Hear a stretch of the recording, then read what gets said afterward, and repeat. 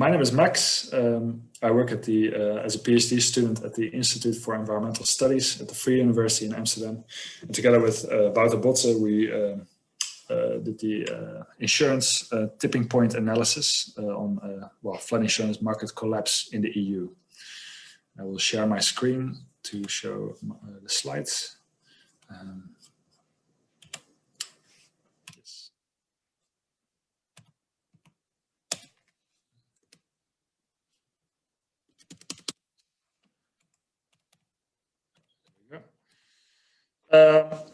First, a few words on defining this tipping point.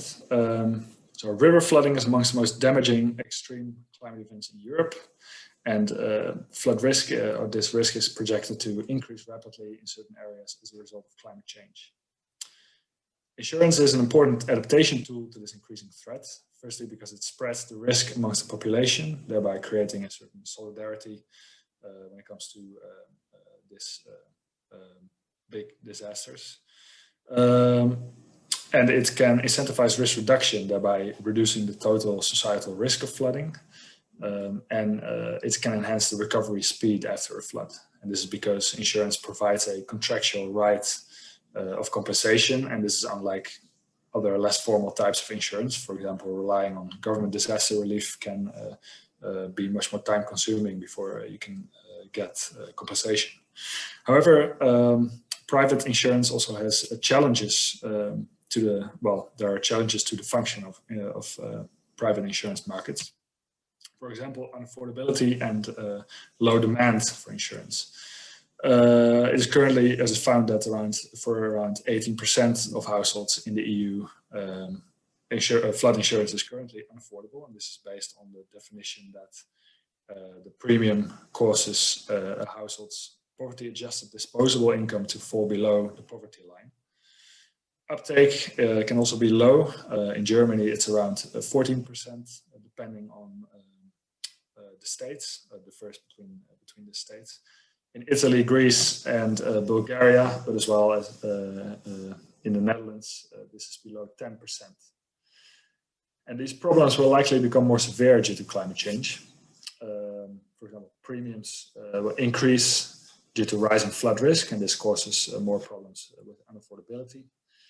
And demand for insurance decreases as perceived risk often remains stagnant.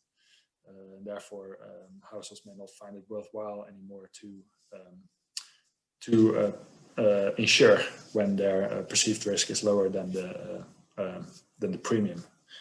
And then we say a socio-economic tipping point occurs when insurance uptake diminishes, when a private market for insurance disappears. And then there's fundamental shifts where society becomes fully reliant on government disaster relief or self-insurance that is relying on private savings. So in this study, we assess when and where such a tipping point can occur. And for this, we project future flood insurance premiums, unaffordability, and demand for coverage under multiple scenarios of climate and socio-economic change. And in an article based on this study, we also assess where or different insurance market reforms that can improve the insurance capacity to deal with climate change. We also present that here in the conclusion of this presentation. So a few words on the applied model. We use the Dynamic Integrated Flood Insurance Model, or DFI for short. It consists of 3 modules. In the first module, we assess the flood risk, and we calculate the expected annual damage. For this, we use flood hazard data provided by the global flood risk model GloFRIS, where we use different climate and socio-economic scenarios, RCP, SSP combinations, up to 2080. And we calculate expected annual damage for high-risk areas. These are what we define 1 in a 100-year floodplains. Aggregate that to NUTS2 regions.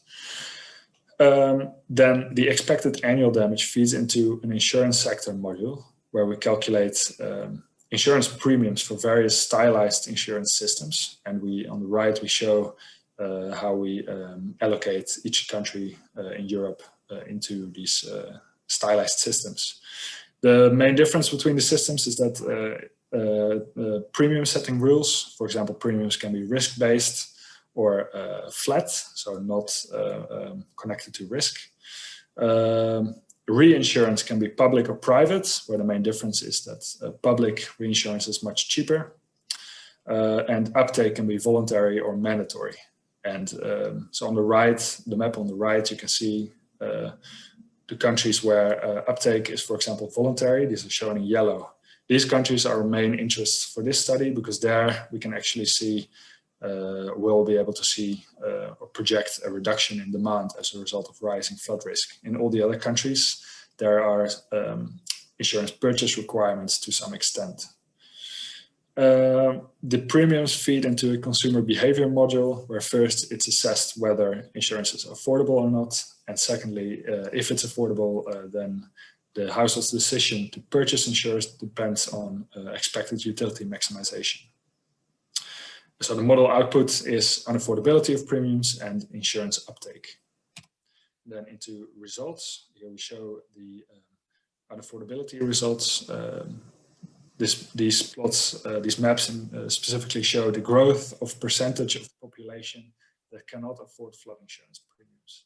This is shown for 2 time steps. So on the left, you see 2010 to 2050, and on the right, from 2010 to 2080.